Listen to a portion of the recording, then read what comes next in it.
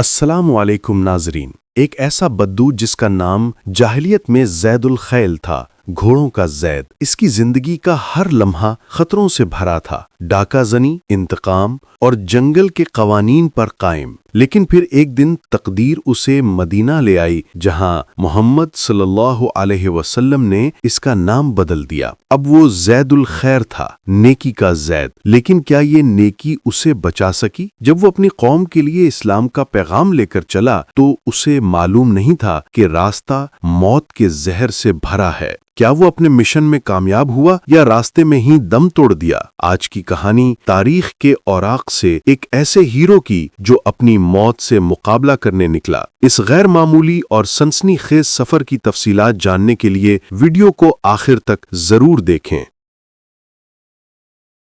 لوگ معدنیات کی مانند ہیں۔ جو شخص جاہلیت میں بہتر ہوتا ہے وہ اسلام میں بھی بہتر ہوتا ہے۔ جلیل القدر صحابی رضی اللہ کی سیرت کے دونوں رخ دیکھیے۔ پہلا رخ تو دور جاہلیت کا ہے اور دوسرا رخ اسلام کا۔ دور جاہلیت میں انہیں لوگ زید الخیل کے نام سے پکارتے تھے، لیکن اسلام لانے کے بعد رسول اکرم صلی اللہ علیہ وسلم نے ان کا نام زید الخیر تجویز کیا۔ تصویر کا پہلا رخ تاریخی کتابوں میں یوں بیان کیا گیا ہے۔ مورخ شیبانی بنو عامر کے ایک معمر شخص کے حوالے سے بیان کرتے ہیں کہ ایک سال قحط پڑا، جس سے کھیتی باڑی تباہ ہو گئی۔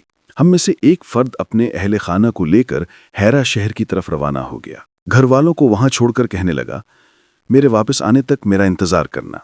پھر اس نے یہ قسم کھائی، یا تو میں ان کے لیے مال کما کر لاؤں گا ورنہ مر جاؤں گا۔ پھر کچھ زیادہ راہ لیا اور دن بھر چلتا رہا۔ رات آئی تو اس نے ایک خیمہ دیکھا، اس کے قریب گھوڑا بندھا ہوا تھا۔ اس نے دلی میں کہا، یہ پہلا مال غنیمت ہے۔ اس کی رسی کھولی، اس پر سوار ہونے لگا تو فضا میں اس نے ایک آواز سنی جس میں یہ حکم تھا، اسے رہنے دو اور اپنی جان بچاؤ۔ تو وہ اسے چھوڑ کر آگے چل دیا۔ 7 دن سفر کرنے کے بعد ایک ایسی جگہ پہ پہنچا جہاں اونٹوں کا ایک باڑا تھا اور ایک طرف چمڑے کا ایک بہت بڑا خیمہ نصب تھا جس سے خوشحالی کی جھلک نمایاں نظر آتی تھی۔ اس شخص نے اپنے دل میں کہا، اس باڑے میں ضرور اونٹ ہوں گے اور ظاہر ہے اس خیمے میں بھی کچھ لوگ ہوں گے۔ پھر اس نے خیمے جیسے میں بڑی ہی احتیاط سے جھانکا۔ سورج اس وقت غروب ہو رہا تھا۔ کیا دیکھتا ہے کہ خیمے کے وسط میں ایک بوڑھا آدمی بیٹھا ہوا ہے، تو یہ دبے پاؤں اس کے پیچھے جا کر بیٹھ گیا۔ بوڑھے کو اس کی آمد کا کچھ پتہ نہ چلا۔ تھوڑی ہی دیر بعد سورج غروب ہو گیا تو ایک بھاری بھرکم شہسوار نمودار ہوا۔ اس جیسا قداور شخص اس نے کبھی نہ دیکھا تھا۔ وہ ایک عمدہ گھوڑے پر سوار تھا۔ دائیں بائیں 2 گھوڑام لگام تھامے چل رہے تھے اور ان کے جلوے میں تقریباً 100 اونٹنیاں بھی تھیں۔ ان کے آگے ایک دیو ہیکل اونٹ تھا۔ اونٹ جب بیٹھا تو سب اونٹنیاں بھی اس کے ارد گرد بیٹھ گئیں۔ شہسوار نے ایک موٹی تازی اونٹنی کی طرف اشارہ کرتے ہوئے خادم سے کہا، اس کا دودھ دھو لو۔ اس نے فوراً حکم کی تعمیل کرتے ہوئے دودھ دوہا، یہاں تک کہ برتن بھر گیا۔ اس نے برتن رکھ دیا۔ وہ شخص کہتا ہے کہ میں دبے پاؤں آگے بڑھا، برتن پکڑا اور تمام دودھ پی گیا۔ غلام واپس آیا اور برتن اٹھا کر لے گیا اور عرض کی، میرے آقا شیخ نے تو تمام دودھ پی لیا ہے۔ یہ سن کر شہسوار بہت خوش ہوا اور حکم دیا، اب اس دوسری اونٹنی کا دودھ دھو کر شیخ کی خدمت میں ایک اور دودھ کا پیالہ پیش کرو۔ غلام نے پھر حکم کی تعمیل کی۔ شیخ نے ایک گھونٹ پیا اور چھوڑ دیا۔ وہ شخص کہتا ہے کہ میں نے دودھ کا پیالہ پکڑا اور اس میں سے نصف پی گیا۔ اچانک میرے دل میں خیال آیا کہ اگر میں نے اس دفعہ بھی تمام دودھ پی لیا تو شہسوار کے دل میں شک پیدا ہو جائے گا۔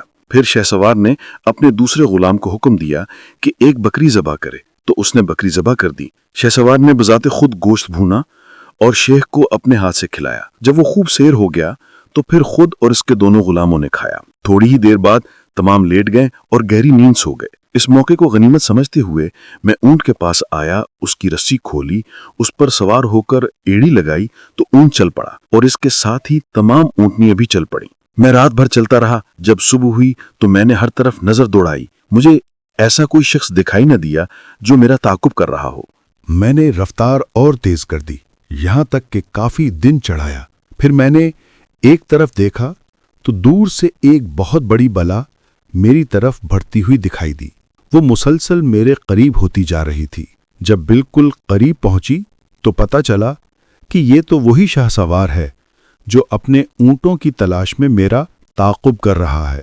میں نے اونٹ کو ایک طرف باندھ دیا اور اپنی ترکش سے تیر نکال کر کمان میں رکھ کر اونٹ کی اوٹ میں نشانہ باندھ کر کھڑا ہو گیا اور وہ شہسوار کچھ فاصلے پر کھڑا ہو گیا۔ اس نے مجھے کہا، اونٹ کی رسی کھول دو۔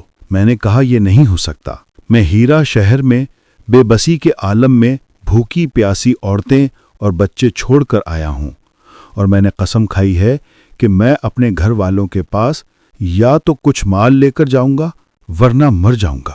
اس نے کہا، ارے کمبخت، تم اپنے آپ کو اب مردہ ہی سمجھو، میرا حکم ہے شرافت سے اونٹ کی رسی کھول دو۔ میں نے کہا، میں تو ہرگز تجھے اونٹ نہیں دوں گا۔ اس نے کہا، تم بڑے مغرور ہو، مجھے جانتے نہیں ہو کہ میں کون ہوں؟ پھر کہا، مجھے اس اونٹ کی لگام بتاؤ کدھر ہے؟ اس میں 3 گرہیں تھیں۔ پھر اس نے مجھے کہا، بتاؤ کس گرہ پہ نشانہ لگاؤں؟ میں نے اشارہ کیا درمیانی گرہ میں۔ اس نے تیر پھینکا تو وہ درمیانی گرہ میں آ کر اس طرح پیوست ہو گیا جیسا کہ اسے اپنے ہاتھ سے وہاں نصب کیا ہو۔ پھر اس نے دوسری اور تیسری گرہ کو نشانہ لگایا۔ جب میں نے تیر اندازی کی یہ مہارت دیکھی تو میں خوفزدہ ہو گیا اور اپنا تیر ترکش میں رکھ لیا اور با ادب انداز میں کھڑا ہو گیا۔ شاہ سوار میرے پاس آیا، میری تلوار اور تیروں سے بھری ترکش مجھ سے لی اور کہا، میرے پیچھے سوار ہو جاؤ۔ میں اس کے پیچھے سوار ہو گیا۔ اس نے مجھ سے دریافت کیا، میں تیرے ساتھ بھلا کیا سلوک کروں گا؟ میں نے عرض کی، کسی اچھے سلوک کی تو مجھے توقع نہیں۔ اس نے کہا، کیوں؟ میں نے عرض کی، چونکہ میں نے تمہیں بہت پریشان کیا ہے اور اب اللہ نے تمہیں کامیاب کر دیا ہے، اور پھر اس وقت میں تمہارے قبضے میں ہوں۔ اس نے کہا، کیا تمہارا خیال ہے کہ میں تیرے ساتھ برا سلوک کروں گا جبکہ تو نے میرے باپ ملہل کے ساتھ بیٹھ کر کھانا کھایا ہے اور تم ایک رات اس کے مشروب کے ساتھی بھی رہے ہو؟ جب میں نے اس کے منہ سے ملہل کا نام سنا تو میں نے دریافت کیا، کیا تم زید الخیل ہو؟ اس نے کہا، ہاں۔ میں نے عرض کی، تو پھر مجھ پر مہربانی کریں۔ اس نے کہا، گھبراؤ نہیں، مجھے کچھ بھی نہیں کہا جائے گا۔ وہ مجھے اپنے ڈیرے پر لے گیا۔ وہاں جا کر اس نے مجھ سے کہا، خدا کی قسم اگر یہ اونٹ میرے ہوتے تو سبھی تجھے دے دیتا، لیکن یہ میری ایک بہن کی ملکیت ہے۔ تم میرے پاس چند دن رہو، میں ایک ڈاکہ مارنے والا ہوں، اس میں جو کچھ ہاتھ لگے گا وہ تمہیں دوں گا۔ 3 دن بعد اس نے قبیلہ بنو نمر کے ہاں ڈھاکہ ڈالا۔ تقریباً 100 اونٹنیاں اس کے ہاتھ آئیں، وہ سب مجھے دے دیں، اور میرے ساتھ چند آدمی بھی بھیج دیے تاکہ وہ میری حفاظت کریں، یہاں تک کہ میں ہیرا شہر پہنچ گیا۔ یہ زید الخیل کی زمانہ جاہلیت میں سیرت کا ایک پہلو تھا، لیکن دور اسلام میں ان سے متعلق داستان تاریخی کتابوں میں کچھ اس انداز میں تحریر کی گئی ہے۔ جب زید الخیل رضی اللہ کو نبی صلی اللہ علیہ وسلم کے متعلق علم ہوا تو ان کے دل میں آپ صلی اللہ علیہ وسلم کی دعوت معلوم کرنے کا شوق پیدا ہوا۔ سواری تیار کی اور اپنی قوم کے سرداروں کو مدینہ منورہ جانے اور نبی صلی اللہ علیہ وسلم سے ملاقات کرنے کی دعوت دی۔ ان کے ساتھ قبیلہ بنو تئی میں سے ایک بہت بڑا وفد بھی سفر کے لیے تیار ہو گیا۔ اس وفد میں زر بن سدوس، مالک بن جبیر، عامر بن جوین سمیت دیگر سردار شامل تھے۔ جب یہ مدینہ منورہ پہنچے تو مسجد نبوی کا رخ کیا، اپنی سواریاں مسجد کے دروازے پر بٹھا دیں۔ دیکھا کہ رسول اللہ صلی اللہ علیہ وسلم منبر پر کھڑے لوگوں سے خطاب فرما رہے ہیں۔ ان کے دلوں پر آپ صلی اللہ علیہ وسلم کی باتوں کا بہت رعب طاری ہو گیا، اور مسلمانوں کا آپ صلی اللہ علیہ وسلم سے قلبی تعلق اور ادب و احترام دیکھ کر بہت حیران ہوئے۔ جب رسول اللہ صلی اللہ علیہ وسلم کی ان پر نظر پڑی تو آپ نے مسلمانوں کو مخاطب ہو کر فرمایا، میں تمہارے لیے اس عربی سے بہتر ہوں جس کی تم پوجا کرتے ہو۔ زید الخیل اور ان کے ساتھیوں کے دلوں پر آپ صلی اللہ علیہ وسلم کی گفتگو کا 2 طرح کا اثر مرتب ہوا۔ بعض نے متاثر ہو کر حق کو قبول کر لیا اور بعض نخوت و تکبر ہا شکار ہو کر منہ پھیر کر واپس چل دیے۔ اس طرح ایک گروہ جنتی بن گیا اور دوسرا جہنمی۔ زر بن سدوس رسول اللہ صلی اللہ علیہ وسلم کا خوشگوار اور عمدہ موقف نہ سمجھ سکا، جسے مومن دل اور مد بھری آنکھیں اپنے اندر جذب کر لیتی ہیں، بلکہ حسد اس کے دل میں سرایت کر گیا اور خوف اس کے دل میں سما گیا۔ پھر اپنے ساتھیوں سے کہنے لگا، آج میں ایک ایسے شخص کو دیکھ رہا ہوں جو تمام اہل عرب کی گردنوں کا مالک بن جائے گا۔ اللہ کی قسم میں اسے اپنی گردن کا مالک نہیں بننے دوں گا۔ پھر وہ علاقہ داہ شام کی طرف چل پڑا۔ وہاں جا کر اس نے اپنا سر منڈوا لیا اور نصرانیت قبول کر لی، لیکن حضرت زید رضی اللہ اور چند دوسرے ساتھیوں کو کچھ نرالی ہی شان نصیب ہوئی۔ جب رسول اللہ صلی اللہ علیہ وسلم اپنے خطبے سے فارغ ہوئے تو جناب زید رضی اللہ مسلمانوں کے مجمع میں کھڑے ہوئے۔ آپ بڑے خوبصورت اور دراز قد تھے۔ ان کا قد اتنا لمبا تھا کہ جب گھوڑے پر ہوتے تو پاؤں زمین کو چھوتے۔ مجمع میں کھڑے ہو کر بآواز بلند کہا، یا محمد صلی اللہ علیہ وسلم، میں اقرار کرتا ہوں اللہ کے سوا کوئی معبود حقیقی نہیں اور آپ یقیناً اللہ کے رسول ہیں۔ ان کی بات سن کر رسول اللہ متوجہ ہوئے اور فرمایا، آپ کون ہیں؟ عرض کی، میں زید الخیل بن ملہل ہوں۔ رسول اللہ صلی اللہ علیہ وسلم نے ارشاد فرمایا، آج سے تم زید الخیر ہو، زید الخیل نہیں۔ اللہ کا شکر ہے جو تمہیں میدانی اور پہاڑی علاقوں سے صحیح سالم گزار کر یہاں لے آیا اور تمہارے دل میں اسلام کے لیے رقت پیدا کر دی۔ پھر انہیں رسول اللہ صلی اللہ علیہ وسلم اپنے گھر لے گئے۔ آپ صلی اللہ علیہ وسلم کے ساتھ حضرت عمر بن خطاب رضی اللہ اور دیگر صحابہ کرام رضی اللہ کی ایک جماعت بھی تھی۔ جب گھر پہنچے تو رسول اللہ صلی اللہ علیہ وسلم نے ٹیک لگانے کے لیے تکیہ دیا، لیکن انہوں نے رسول اللہ صلی اللہ علیہ وسلم کی موجودگی میں ٹیک لگانا سوء ادب سمجھتے ہوئے تکیہ واپس کر دیا۔ رسول اللہ صلی اللہ علیہ وسلم نے کمال شفقت سے پھر انہیں تکیہ دیا، لیکن آپ کو رسول اقدس صلی اللہ علیہ وسلم کی موجودگی میں ٹیک لگانے کی جرت نہ ہوئی۔ جب سب لوگ بیٹھ گئے تو رسول اللہ صلی اللہ علیہ وسلم نے ارشاد فرمایا، اے زید، تیرے علاوہ آج تک میرے سامنے جس شخص کے بھی اوصاف بیان کیے گئے، جب وہ سامنے آیا تو وہ مذکورہ اوصاف سے کم نظر آیا۔ پھر ارشاد فرمایا، زید رضی اللہ، تم میں دو ایسی خصلتیں پائی جاتی ہیں جو اللہ تعالیٰ اور اس کے رسول صلی اللہ علیہ وسلم کو پسند ہیں۔ عرض کی، یا رسول اللہ صلی اللہ علیہ وسلم، وہ دو خصلتیں کون سی ہیں؟ فرمایا، خودداری اور بردباری۔ عرض کی، اللہ تعالیٰ کا شکر ہے جس نے مجھے ایسی خصلتیں عطا کیں جو اللہ تعالیٰ اور اس کے رسول صلی اللہ علیہ وسلم کو محبوب ہیں۔ پھر نبی اکرم صلی اللہ علیہ وسلم کی طرف متوجہ ہو کر عرض کی، یا رسول اللہ صلی اللہ علیہ وسلم، مجھے 300 شہ سوار مجاہدین دے دیں، ان کی دیکھ بھال کی تمام ذمہ داری میری ہوگی۔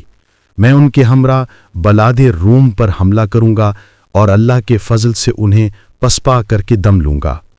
رسول اکرم صلی اللہ علیہ وسلم نے ان کی ہمت و جرت کی داد دیتے ہوئے فرمایا، زید رضی اللہ، بھلا کرے تم کتنے عظیم شخص ہو۔ پھر حضرت زید رضی اللہ کی قیادت میں ان کے تمام ساتھیوں نے اسلام قبول کر لیا۔ جب حضرت زید رضی اللہ اور ان کے ساتھیوں نے اپنے وطن نجد واپس جانے کا ارادہ کیا تو نبی صلی اللہ علیہ وسلم نے الوداع کرتے ہوئے فرمایا، یہ شخص کتنا عظیم ہے، اس کی کتنی شان ہوگی، کاش یہ مدینہ کی وبا سے محفوظ رہے۔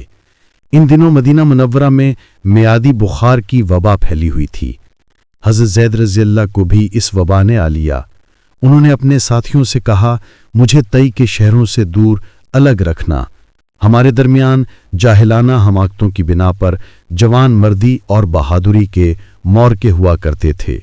اللہ کی قسم، میں مرتے دم تک کسی مسلمان سے نہیں لڑوں گا۔